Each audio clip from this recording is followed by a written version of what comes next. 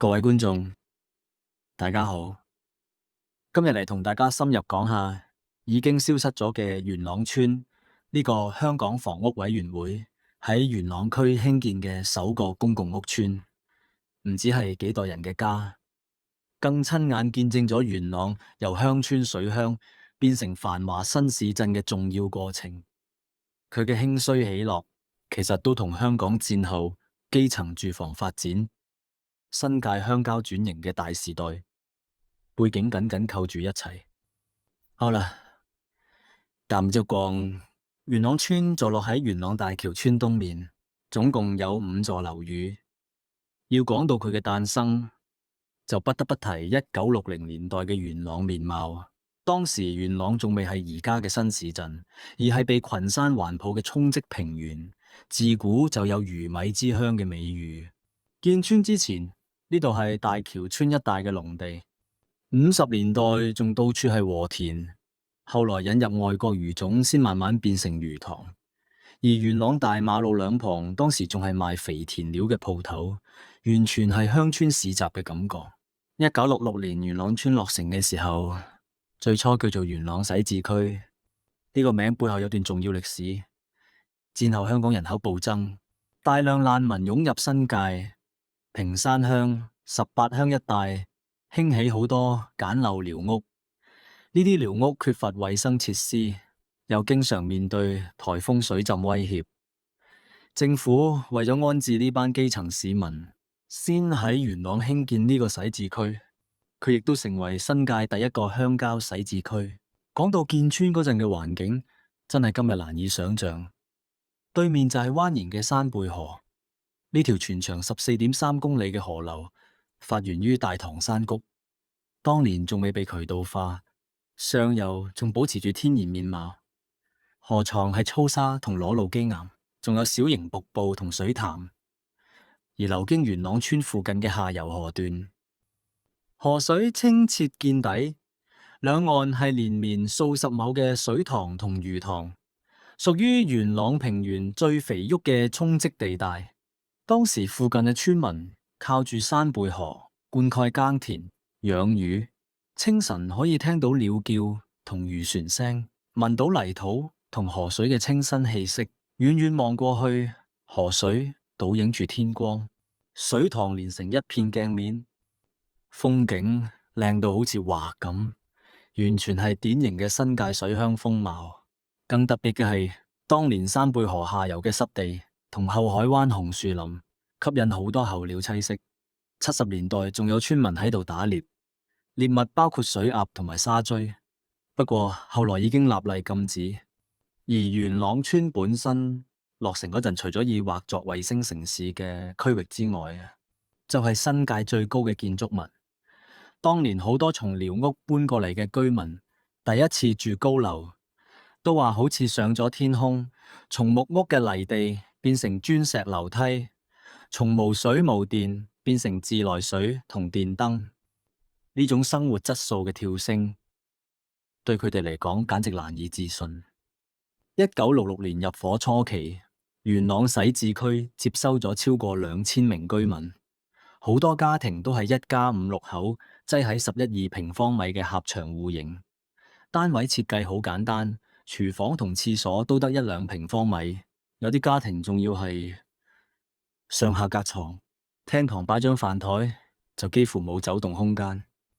但即使係咁，居民都好知足，因為終於有瓦遮頭，唔使再擔心颱風吹冧木屋、雨水浸爛家私。當年嘅洗字大廈冇升降機，居民要爬幾10級樓梯返屋企。買菜返嚟要手拎住大包細包，上到樓都氣喘。但街坊之間好互相幫忙，後生人會主動幫長者拎嘢，鄰居出差就會託人照顧小朋友。呢種守望相助嘅人情味，係當年屋村生活嘅一大特色。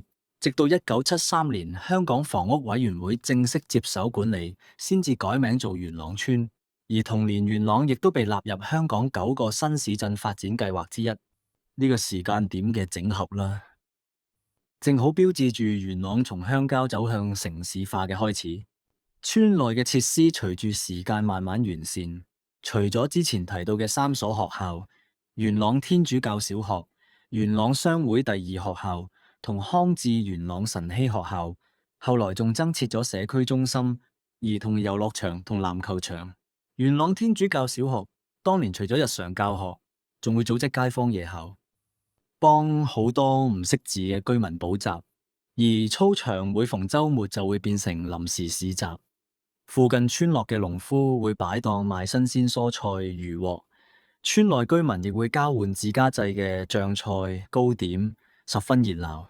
好多老街坊回憶，當年放學之後，操場就係細路仔嘅天堂，踢波啊，玩捉迷藏啊，跳繩啊，玩彈波啊，成班小朋友玩到黃昏，直到屋企大人嗌返屋企食飯，先捨得走。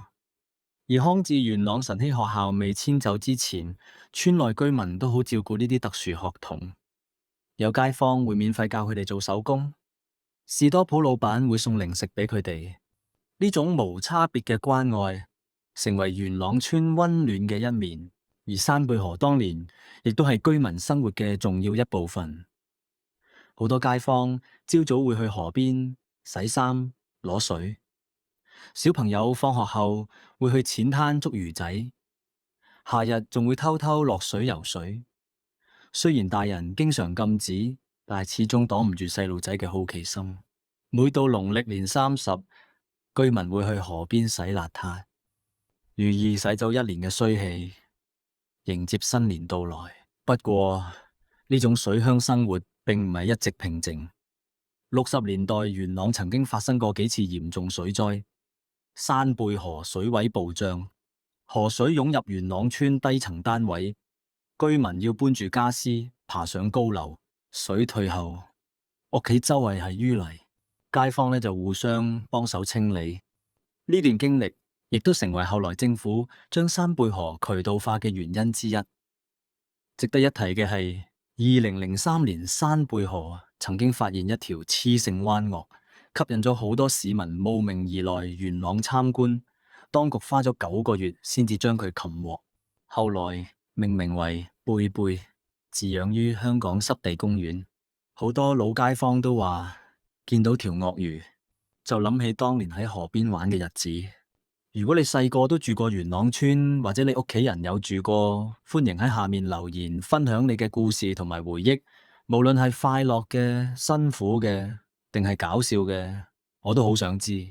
而家元朗已經同以前完全唔同，但每當我行過大棠路、康樂路一帶，腦海入邊仍然會浮現出1966年對面有山貝河、水塘同魚塘嘅畫面。最後想同大家講，歷史唔單止係過去，更係幫助我哋理解現在同將來嘅鏡子。而家呢集講完元朗村嘅誕生同早期生活，下集我會繼續同大家深入講元朗村入伙之後嘅日常生活、倫理故事，同埋佢最後點解會被清拆嘅前後經過。如果你鍾意呢集元朗村嘅故事，記得幫我 like 同訂閱，開啟小鈴鐺，咁樣你就唔會錯過下一集啦。多謝大家收睇，我哋下集再見。